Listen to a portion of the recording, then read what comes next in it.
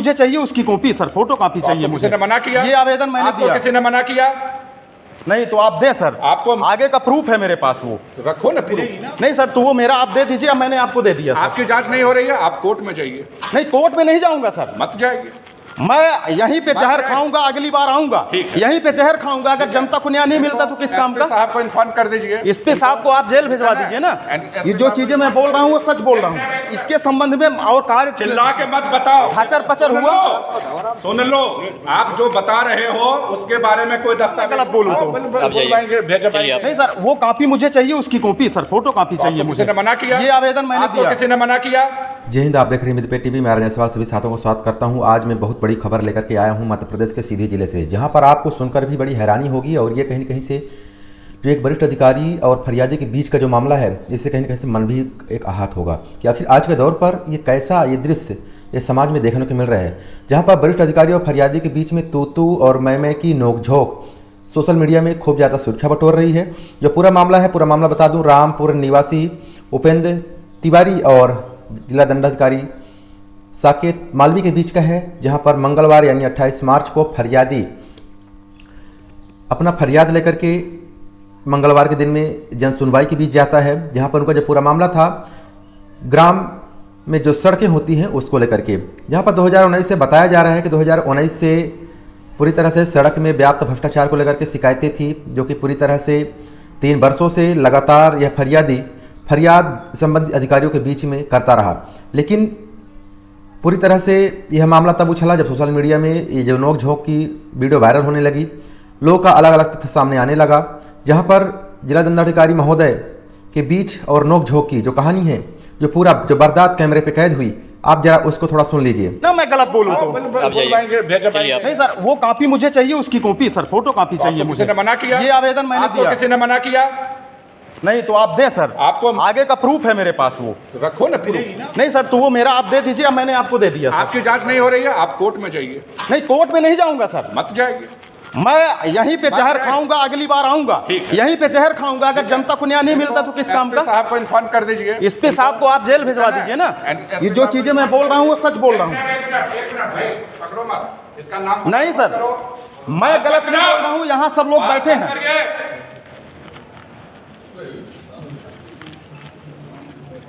नहीं सर बताइए, मैं एक आम नागरिक हूँ, मैं पीड़ा लेके अपनी आता हूँ न्याय के लिए। हेलो, इधर सुन लो, आ जाओ, सामने आओ, इधर आ जाओ, यहाँ हम बताते हैं।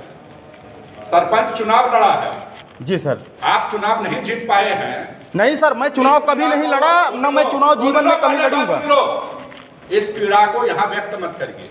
सर आप अधिकारी हैं, जिले के आपके पास न जाऊंगा तो कहाँ जाऊंगा सर? आओ ना भाई, मैं मना कर रहा हूं। सर जब कार्यवाही नहीं होती है, ये जनता है सर, इनका काम करना पड़ेगा सर। आप तरफदारी में आए हैं, उसकी नहीं, इन सब की तरफदारी में आप उसकी तरफदारी में आए हो। बैठे साहब, कैसी बात है? नहीं तो सब काम नहीं हुआ, हम कितने बार आ चुके हैं, आप तो देखने वाले हैं। मुझे शर्म आती है यहाँ में।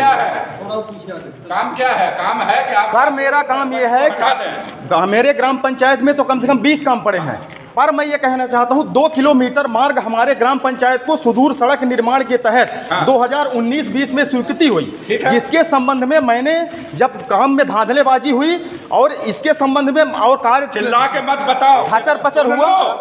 सुन लो, आप जो बता रहे हो उसके बारे में कोई दस्तावेज नहीं है। सब मेरे पास सब दस्तावेज फोटो कॉपी रखा है पूरे।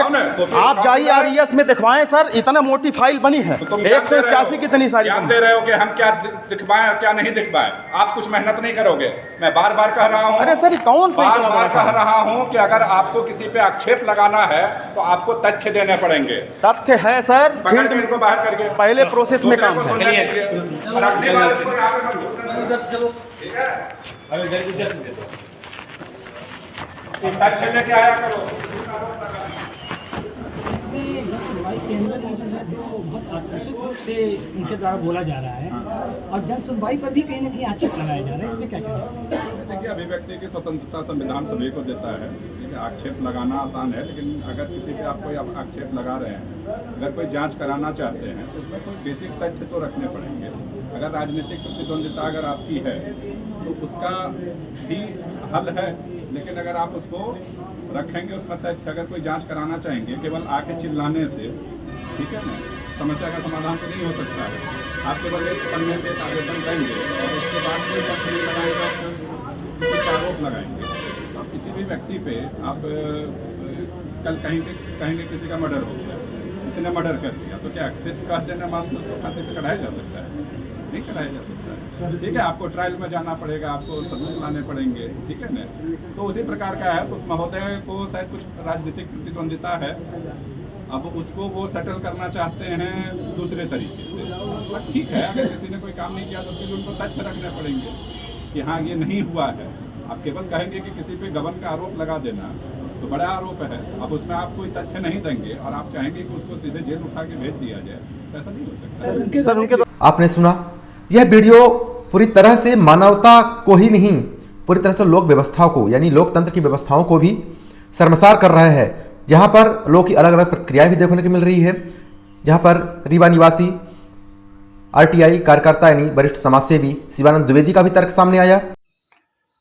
अभी कल 28 मार्च 2023 के दिन को लेकर के एक जन सुनवाई थी सीधी कलेक्टर कार्यालय में कि जिला पंचायत सभागार में। इस तरह से वीडियो सामने आया है जिसमें एक कोई उपेंद्र तिवारी करके फरियादी हैं, वो उस वीडियो में अपनी कुछ जो उनकी सुदूर ग्राम सड़क संपर्क जो एक सड़क होती है उसकी लेकर के शिकायत किए हुए थे। कई सारी शिकायतें उन्होंने की हैं, बता रहे हैं इस तरह से वीडियो में, और ये कह रहे हैं कि हमारी शिकायतों पर कार्यवाही हो रही है।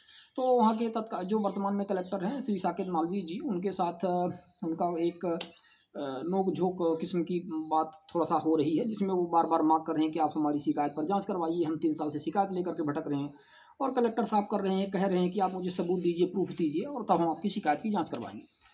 हमारा इसमें कलेक्टर साकेत मालवीय जी को ये कहना है कि आप तो स्वयं भी सीईओ जिला पंचायत भी शायद इसके पहले रह चुके हैं, और न केवल साकेत मालवीय जी को बल्कि पूरे प्रदेश या देश के जितने भी कलेक्टर हैं और सीईओ जिला पंचायत है, उनसे हमारा ये कहना है कि पूरे ग्राम पंचायतों में आज स्थितियाँ क्या हैं। इतना ज़्यादा फंड आ रहा है, चाहे 14वें वित्त आयोग हो, 15वां वित्त आयोग हो, चाहे मनरेगा का फंड हो, किसी भी तरह का फंड हो, उस फंड का सही तरीके से उपयोग नहीं किया जा रहा है। हर ग्राम पंचायत में देखा जाए तो मतलब जो फंड जितना रिलीज़ किया जाता है उस फंड के हिसाब से वहाँ पे कार्य आपको नहीं मिलेगा। यदि आप तकनीकी अपने जांच अमले के साथ में और पूरी मटेरियल टेस्ट की जो रिपोर्ट होती है उस तरह से यदि आप टेस्टिंग करवा लीजिए पूरे कामों की, तो लगभग सभी काम, मतलब हम 100% तो नहीं कहते। आपने सुना किस तरीके से जिला दंडाधिकारी और फरियादी के बीच की नोकझोंक होती है। वहीं पर जिस कार्य को जिला दंडाधिकारी सीधी को करना चाहिए लीगली तौर तरीके से, तो उसको कहीं कहीं से अपने कानूनी प्रक्रियाओं का भी ध्वंस देते नजर आए।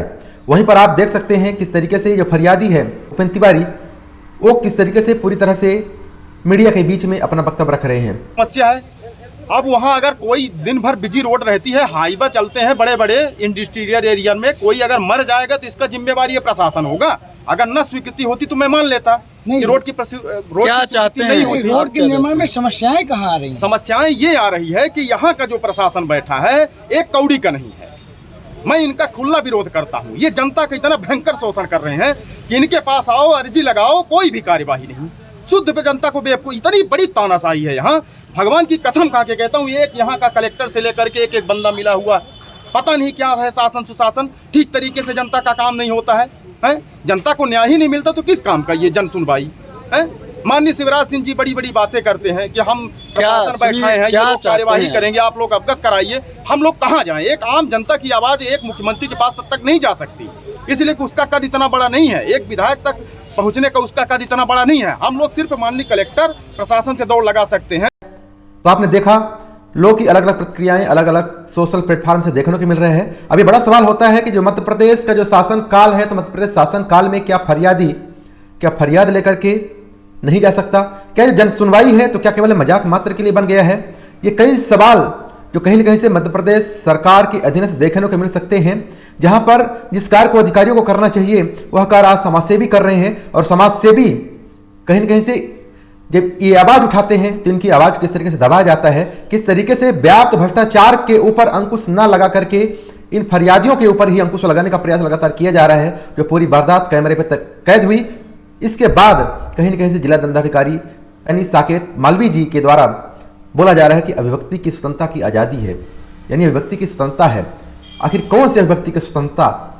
हालांकि वीडियो कैद हुई, वरना किस तरीके से सलूक किया जाता, ये भी कहीं न कहीं से आंकलन लगा पाना, ये कहीं न कहीं से एक बहुत बड़ा एक सवाल भी खड़ा हो सकता था। तो चलिए इन तस्वीरों को लेकर के आप क्या समझते हैं अपनी प्रतिक्रिया देना ना भूलिएगा। बहुत बहुत धन्यवाद।